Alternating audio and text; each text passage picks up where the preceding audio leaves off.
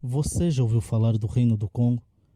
No vídeo de hoje vamos falar de um dos maiores reinos de África pré-colonial, com uma vasta diversidade cultural, bem como em suas crenças.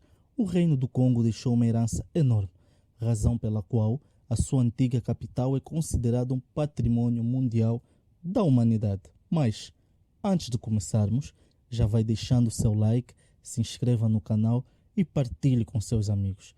Você é sempre muito bem-vindo ao Hoje na História.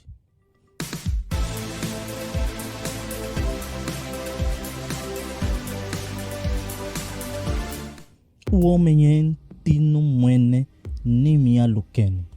Ele foi o fundador e primeiro Manicongo, ou seja, o rei do Congo.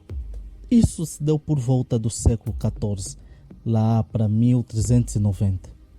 Manicongo significava literalmente Senhor do Congo, e o seu povo era chamado de Bakongo.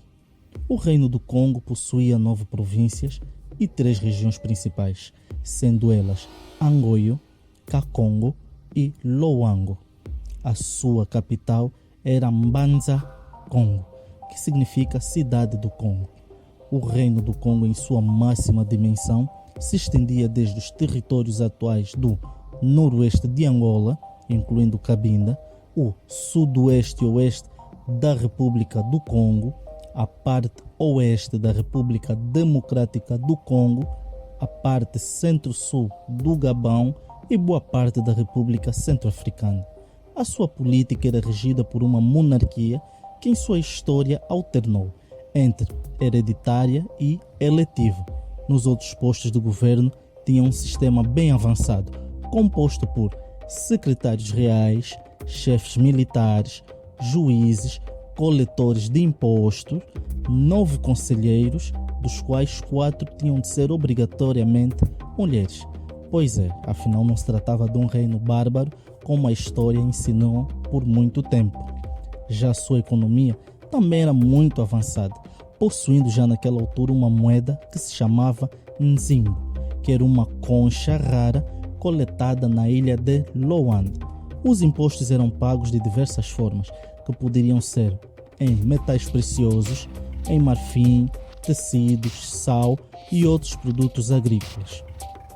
O Reino do Congo já efetuava trocas comerciais também com outros reinos vizinhos, tal como recebia tributos dos reinos que os prestavam vassalagem. Ainda na parte da economia, ela era muito baseada na agricultura, na pesca e caça.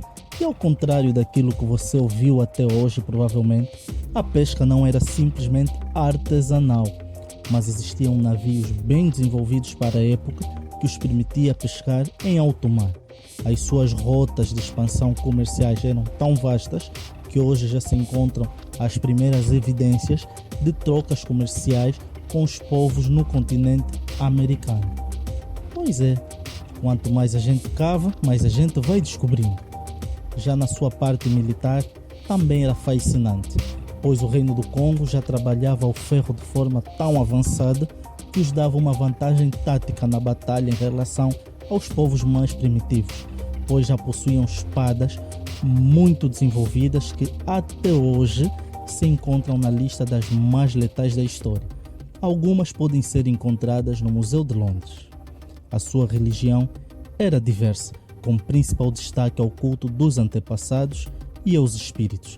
Mas na gênese da espiritualidade dos Bakongos, eles acreditavam em Nzambe Ampungu, que é o Criador que vive nas alturas. Mas eles acreditavam também que este Criador só se devia invocar ou clamar por ele em casos de catástrofes naturais. As suas cidades possuíam construções variadas para a habitação dos seus cidadãos, e isso variava de acordo ao poder econômico de cada um. Na capital Mbanza Congo existiam grandes centros urbanos, com destaque para a residência do Manicongo, que se podia chamar de uma verdadeira mansão. Acredita-se que já naquela época a população total estimada do Reino do Congo era de 1 milhão de habitantes, bem impressionante. Em 1483, a história começa a mudar quando o navegador português Diogo Cão vai dar as margens do rio Zaire. Na zona de Matadi ele deixa a sua marca para comprovar que esteve por aí. E nesta altura se dá também o primeiro contato entre portugueses e bacongos. O manicongo desta época era Nzingankuvo, que ficou fascinado com as armas de fogo que recebeu de presente e se interessou pela cultura daquele povo estranho. O primeiro contato entre os dois povos foi muito cordial, com trocas de presentes, e logo nasceu daí uma amizade e vários acordos de negócio. E foi também daí que nasceu o negócio mais nojento e desprezível da história da humanidade. Estamos a falar do tráfico de escravos, mas isso é assunto para um outro vídeo. Mais tarde, Nzingankuvo se converte ao cristianismo e se batiza. Neste momento, ele muda o seu nome para Dom João I do Congo. A sua esposa, Nzingalanza, a seu pedido, também se batiza e passa a se chamar Dona Leonor. Nzingankuvo se mostrava tão fascinado com as armas de fogo que dizia serem enviadas por Cristo para ele derrotar os seus inimigos. Oh, santas armas! Para muitos africanos, a aceitação do cristianismo foi a causa da destruição dos grandes reinos e bem como a causa de toda a desgraça que o continente vive até hoje. Mas isso também é assunto para outro vídeo, pois é um ponto um tanto quanto questionável. Em 1495, o Manicongo se revoltou contra o cristianismo e expulsou todos os missionários da capital, restaurando as religiões tradicionais. Mas estes missionários foram recebidos na província de Ntsundi, que era governada por Nzingambemba, o filho de Nzingankuvo. Com a morte do Manicongo, houve uma guerra pelo trono entre os irmãos Nzingambemba e Nzingampanzo. Mbemba sai vitorioso, pois contou com a ajuda militar dos portugueses e se encarregou de espalhar o cristianismo pelo reino todo, vindo também a se batizar, mudando seu nome para Dom Afonso I do Congo.